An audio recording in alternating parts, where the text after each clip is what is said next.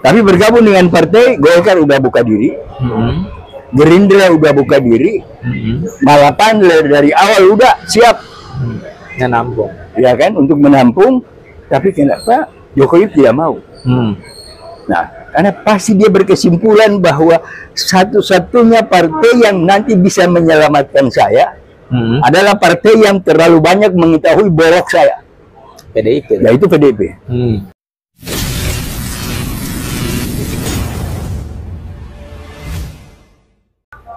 Assalamualaikum warahmatullahi wabarakatuh.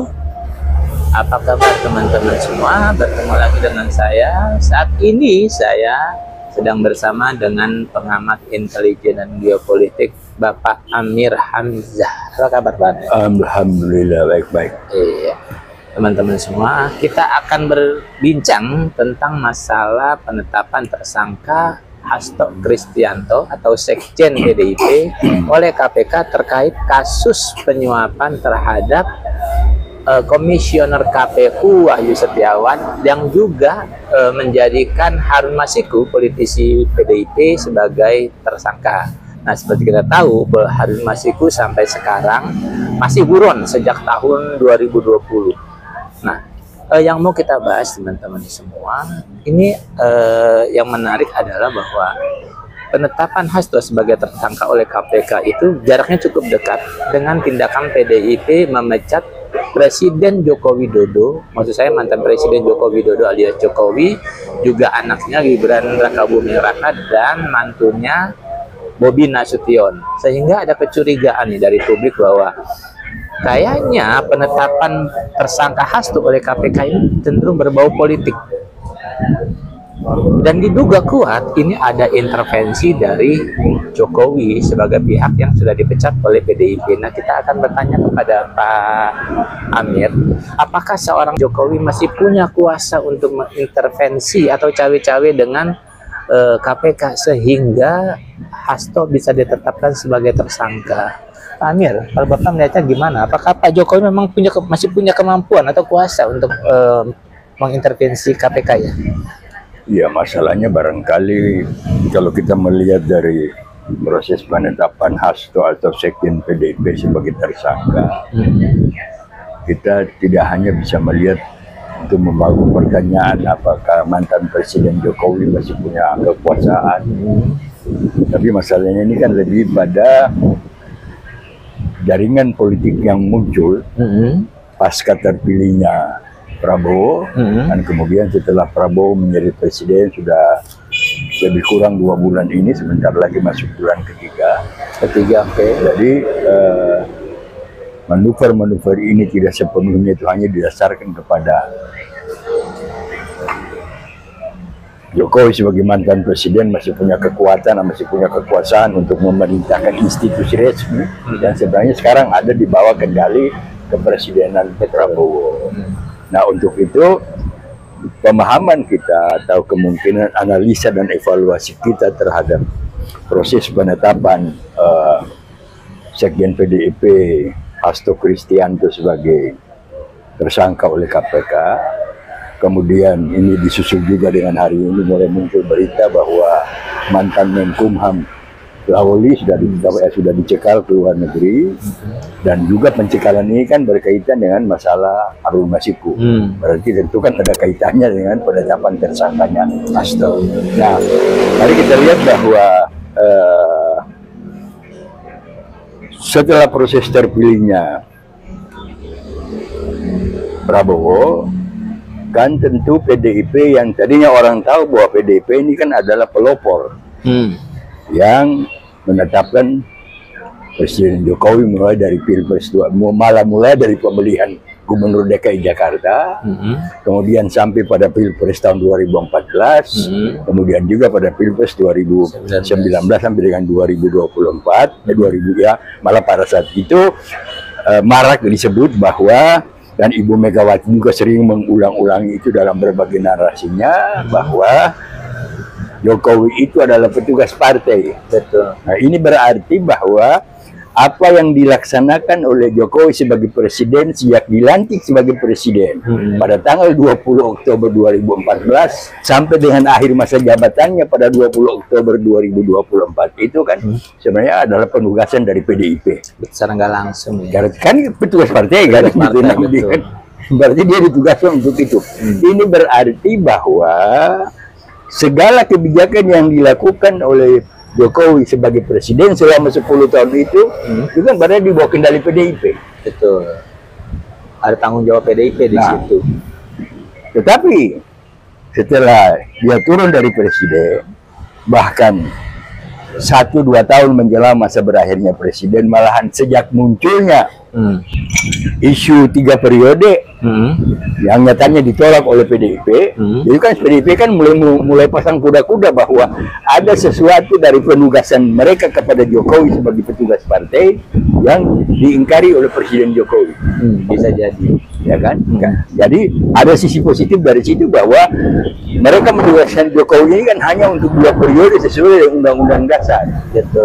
Tapi ketika Jokowi meminta untuk 3 periode, dan ini masalahnya juga sudah dibuka ke publik oleh Hasto sendiri, yang barangkali juga menyebabkan tentu dengan narasi-narasi dan wacana yang dikembangkan oleh Hasto sejak munculnya gagasan 3 periode bagi Presiden Jokowi sampai dengan dia turun, dan tuntutan-tuntutan masyarakat terhadap berbagai kasus pelanggaran konstitusi, pembohongan publik, gitu kan, adanya indikasi keluarga dia yang korupsi dan lain sebagainya, tentu kan PDIP mulai pasang kuda-kuda. Betul. Nah, persoalannya kemudian adalah PDIP mengeluarkan surat pemecatan terhadap Jokowi, terhadap Bobi Nasution, dan terhadap Gibran. Nah, kalau kita melihat bahwa dia dipecat, ini kan berarti PDIP mau melepaskan diri dari tanggung jawab yang harus dia pikul terhadap kesalahan yang dilakukan oleh Jokowi. Betul.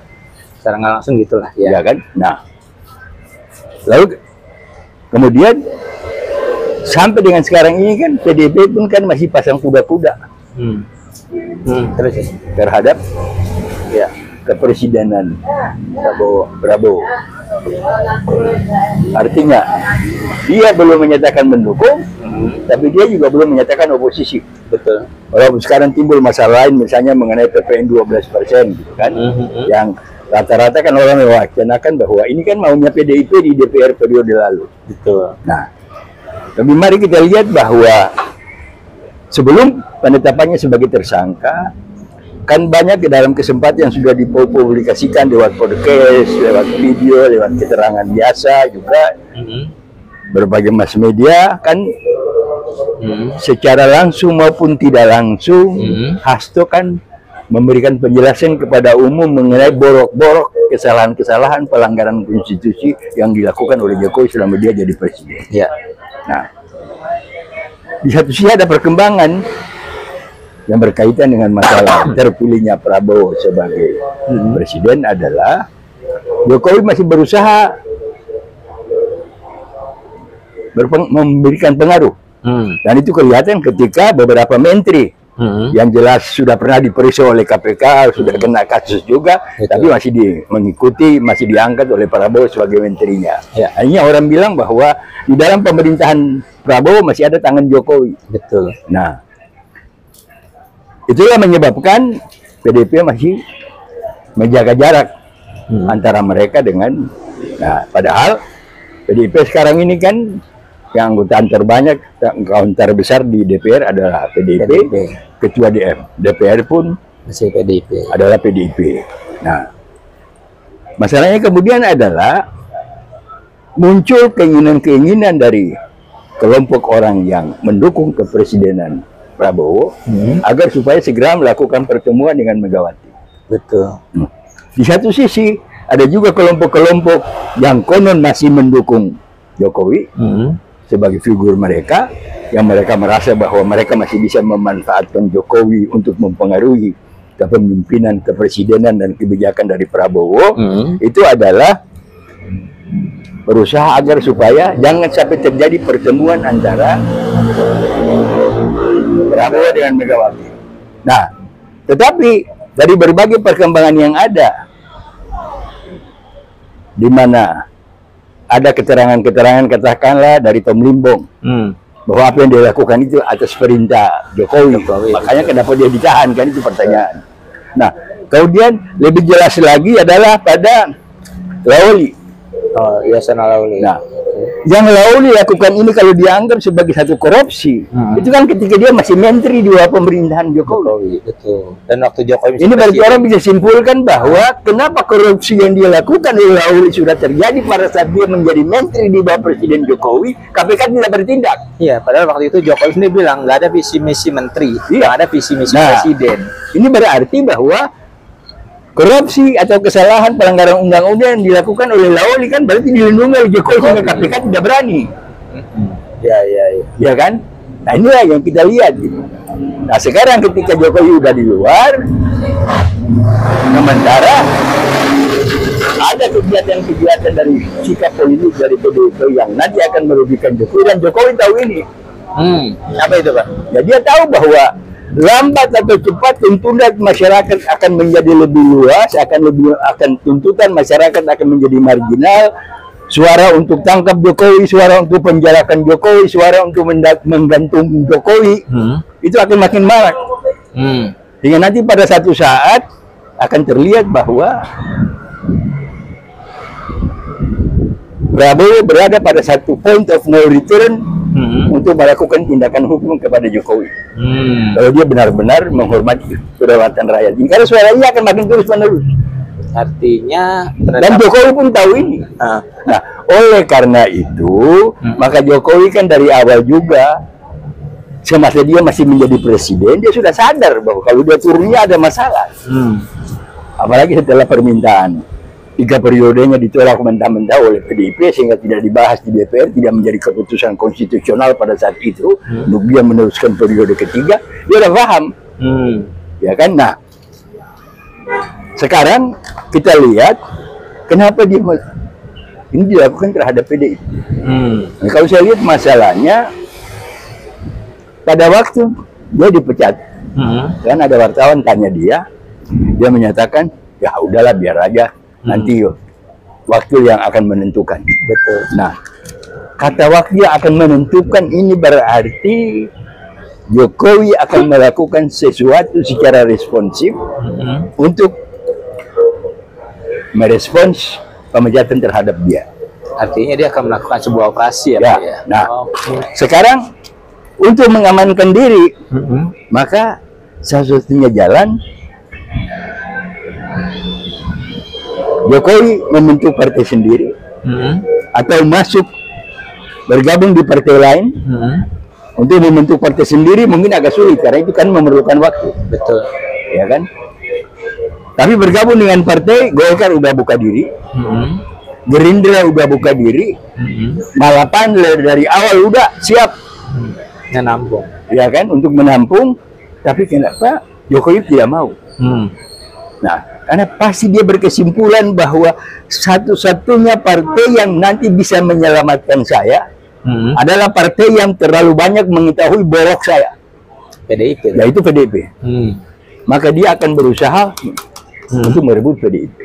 Artinya operasi. Jadi proses penetapan Hasto sebagai tersangka, kemudian disusul dengan Lawli yang berkaitan dengan Masiku, ini kan sebenarnya kan cara tindakan hukum yang terbalik. Maksudnya kan? Untuk memperoleh bukti di peradilan bahwa Hasto dan Lawli terlibat, kan Masiku harus diperiksa dulu. Betul. Harus berdasarkan pemeriksaan Masiku dulu kan. Iya, itu yang jadi pertanyaan. Masiku belum diperiksa, Masiku belum ditangkap, Masiku belum memberikan pengakuan bahwa orang dua ini berkaitan sama dia, gitu kan? Iya. Walaupun ada suara-suara masyarakat demikian, tapi itu kan bukan bukti di peradilan. Tapi KPK bilang ada bukti bahwa memang Hasto terlibat, tuh gimana, Pak? Nah, itu yang bilang, yang saya bilang tadi terbalik. Oke. Iya.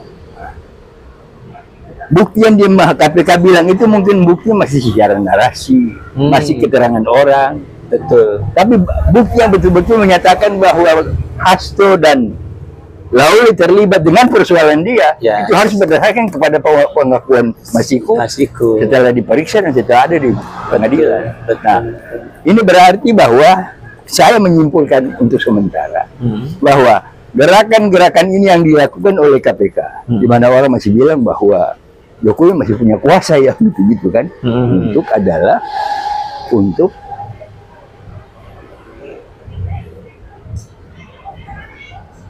memperlemah PDIP. Yang kemudian nanti apa? Kan bulan depan ini kan gak lama lagi kan PDIP akan kongres. Betul. Dalam kongres inilah Jokowi akan berusaha untuk merebut kepemimpinan PDIP menggantikan Mega. Nah, cuma persoalan kemudian memang ada internal dan dia tahu ini. Internal yang menyebabkan kelemahan Mega nanti dalam kongres adalah Mega ini kan punya 2 anak. Betul. Dari ayah yang berbeda. Betul. Satu namanya Prananda, satu namanya Puan. Iya. Ya kan? Nah, Prananda ini jendela politiknya ada pada Hasto. Betul. Ya kan? Puan Maharani dia memainkan politik sendiri dengan catatan juga karena ada kaitan tuduhan korupsi terhadap suaminya. Betul. Dalam kasus BTS. Oleh karena itulah kondisi nepotisme yang ada di PDIP ini, walaupun Megawati punya hak prerogatif, nah nanti kita akan lihat pada kongres nanti. Nah, kalau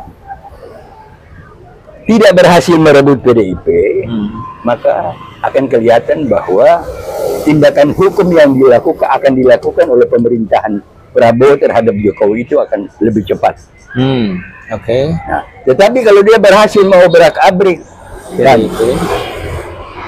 mengambil alih PDIP, maka dia akan menjadikan PDIP sebagai penantang terhadap pemerintahan Prabowo. Apalagi di dalamnya ada anak yang sudah jadi wapres. Nah, ini harus diwaspadai oleh Prabowo.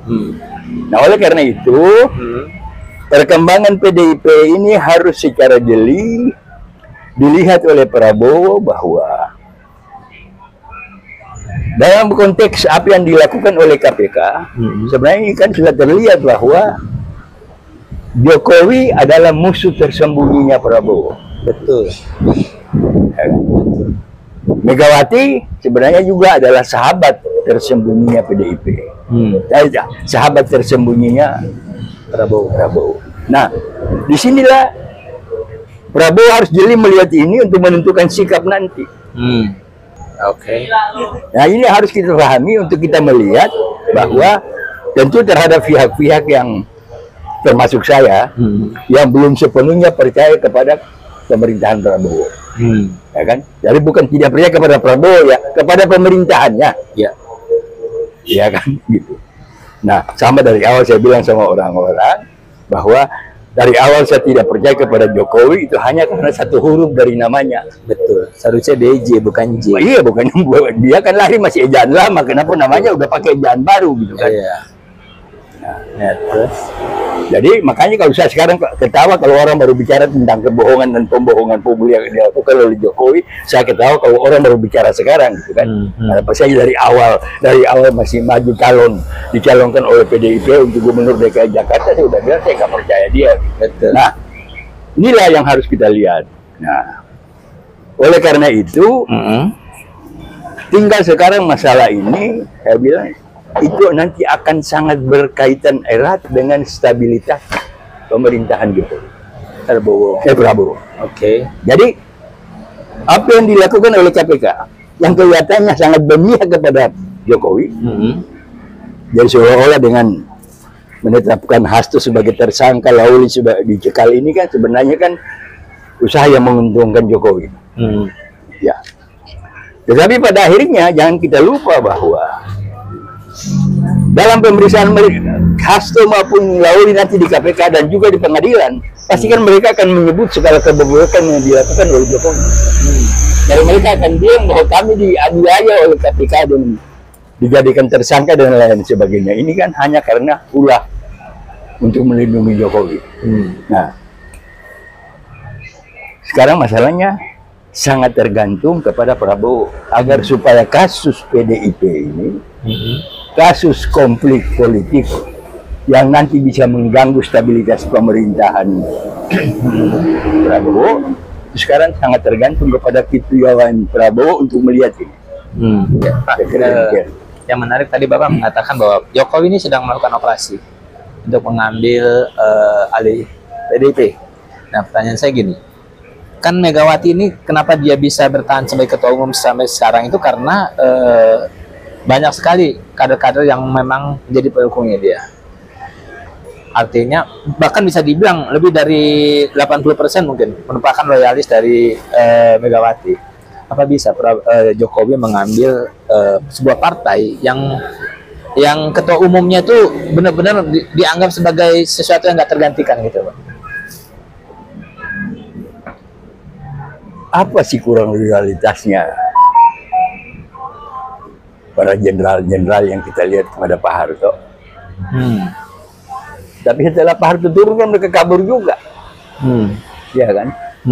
Nah, masalahnya sekarang adalah sekalipun mereka loyal kepada Mega, ini kan hanya perkiraan dari sisi manusia saja, dari sisi psikologinya saja. Betul.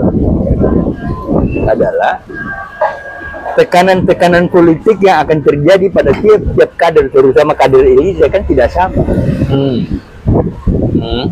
Ya kan? Nah, mungkin operasi senyap yang dilakukan oleh Jokowi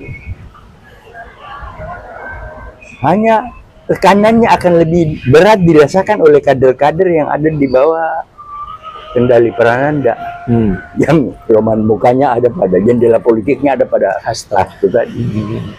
Tetapi kader-kader yang ada di bawah kendali Puan yang sekarang masih diam, ya kan? Dan walaupun Prabowo belum ketemu dengan Mega, tapi dalam berbagai acara formalitas kenegaraan selalu kan ada ketua DPRD jumpa sama presiden kan. Nah, kelihatan kan enak-enak aja hubungan antara. Nah, apa sebab Puan melakukan itu? Kan ada kan di belakang dia yang harus diamankan juga. Ya, suaminya. Ya.